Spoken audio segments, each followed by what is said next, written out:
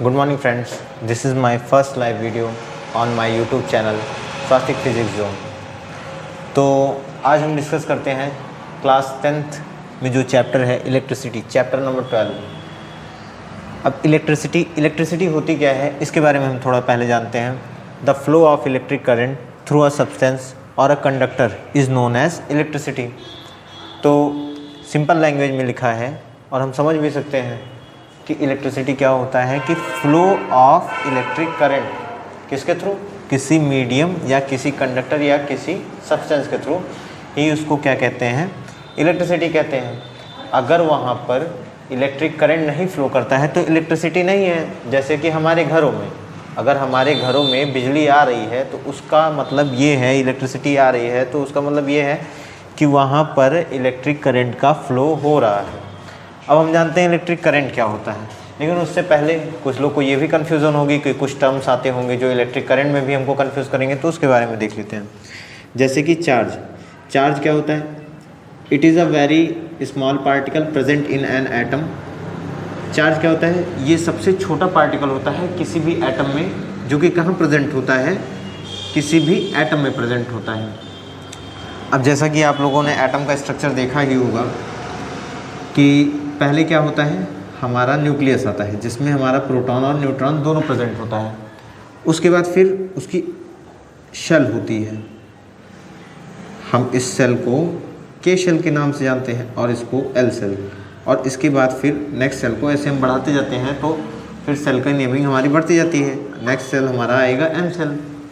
तो इनमें प्रेजेंट होते हैं सेंटर में प्रोटॉन और न्यूट्रॉन। तो न्यूट्रॉन पे कोई चार्ज नहीं होता, neutron means neutral, proton means positive charge वाले जितने भी हमारे क्या होंगे, पार्टिकल्स होंगे, किसमें, एटम में। अब इसके बाद फिर इलेक्ट्रॉन क्या होता है? इलेक्ट्रॉन ऐसे सारे पार्टिकल्स एटम में जिन पे चार्ज माइनस में रहता है, जिन पे चार्ज कैसा होता है, माइनस पे। तो चार्ज मतलब हमने सीखा, चार्ज मतलब हमने क्या सीखा कि ऐसी सारी चीज़ें या ऐसी सारी सब्सटेंस जिसमें चार्ज फ्लो कर रहा है वो क्या प्रोड्यूस करेगा, इलेक्ट्रिक करंट प्रोड्यूस करेगा। और चार्ज मतलब क्या होता है, सबसे स्मॉल पार्टिकल किसका, किसी भी एटम का। वो कितने होते हैं, दो होते हैं, पहला नेगेटिव और दूसरा positive. Negative charge generally create होते हैं हमारे इलेक्ट्रॉन की वजह से और पॉजिटिव चार्ज हमारे क्रिएट होते हैं प्रोटॉन की वजह से। तो अब इतना हमने सीखा। अब इसके बाद हम सीखते हैं कि हमारा इलेक्ट्रिक करंट क्या होता है। अब इलेक्ट्रिक करंट के बारे में हम डिस्कस करते हैं। तो चलिए देखते हैं इलेक्ट्रिक करंट क्या होता है।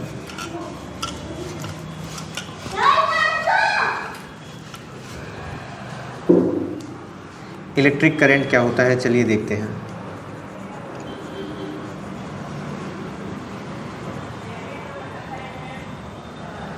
The rate of flow of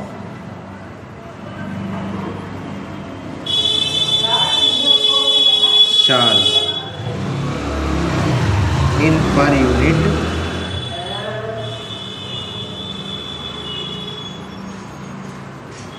time is known as electric current. Means इसका क्या हुआ, इलेक्ट्रिक करंट मतलब कि जिस रेट से हमारा क्या चार्ज फ्लो कर रहा है किसी भी यूनिट टाइम में। जैसे जैसे समय बढ़ता जाएगा, या तो हमारा अगर इलेक्ट्रिक करंट क्रिएट हो रहा है तो उसमें जो चार्ज है, चार्ज फ्लो करेगा तभी हमारा करंट बनेगा।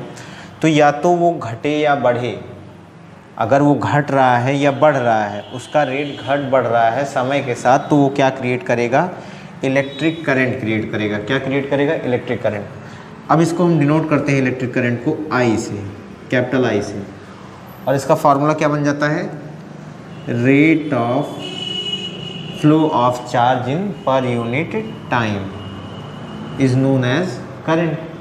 तो यहाँ से हम करंट को किससे डिनोट कर रहे हैं, कैपिटल आई से, और कैपिटल Q से हम किसको डिनोट कर रहे हैं, चार्ज को, और कैपिटल T से टाइम को। तो ये हो गया हमारा करंट, ये हो गया हमारा चार्ज, आइदर पॉजिटिव और नेगेटिव, चाहे हम पॉजिटिव चार्ज लें चाहे नेगेटिव चार्ज लें।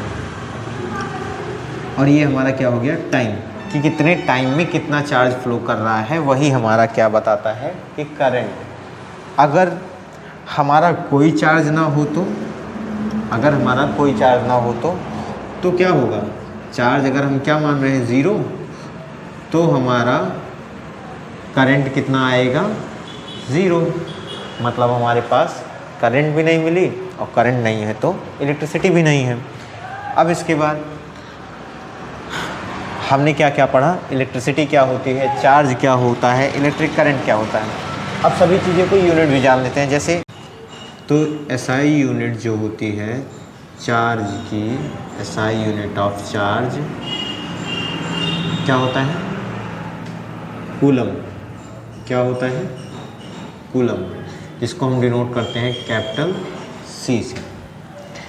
अब इसी तरह अगर हम किसकी SI यूनिट की बात कर लेते हैं, इलेक्ट्रिक करंट की, तो इलेक्ट्रिक करंट की SI यूनिट क्या होती है, SI unit of electric current is ampere. क्या होती है, एम्पियर। इसको डिनोट करते हैं A से। और टाइम की तो सबको जनरली पता है कि क्या होता है, सेकंड। क्या होता है, सेकंड।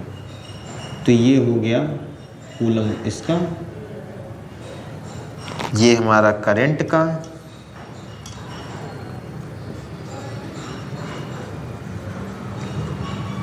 और ये हमारा चार्ज का कूलम, ये टाइम का सेकंड, और ये हमारा करंट का एम्पियर।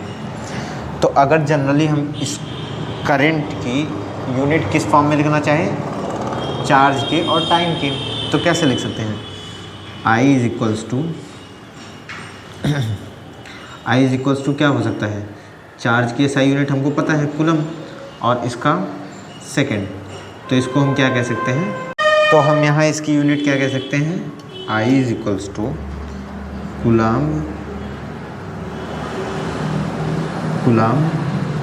पर सेकंड, और कूलम सेकंड इनवर्स। तो अब हमने क्या क्या पढ़ा, इलेक्ट्रिसिटी क्या होती है, चार्ज क्या होते हैं, इलेक्ट्रिक करंट क्या होता है। तो अब इन सबको फाइनली जानने के बाद हमें थोड़ा चैप्टर का पता लग गया कि हमको क्या पढ़ना है। पूरे चैप्टर में हमको इलेक्ट्रिसिटी ही घूम घाम कर पढ़ना है, और कुछ बहुत बड़ी चीज़ नहीं है इसमें। तो thank you friends, next video में हम लोग फिर से मिलते हैं। ये मेरी पहली वीडियो थी, तो कोशिश करें कि इसको लाइक शेयर सब्सक्राइब ज़्यादा से ज़्यादा करें, और जितने पढ़ने वाले बच्चे हैं क्लास 10th में, उनके लिए भी ये बहुत ज़रूरी चैप्टर है।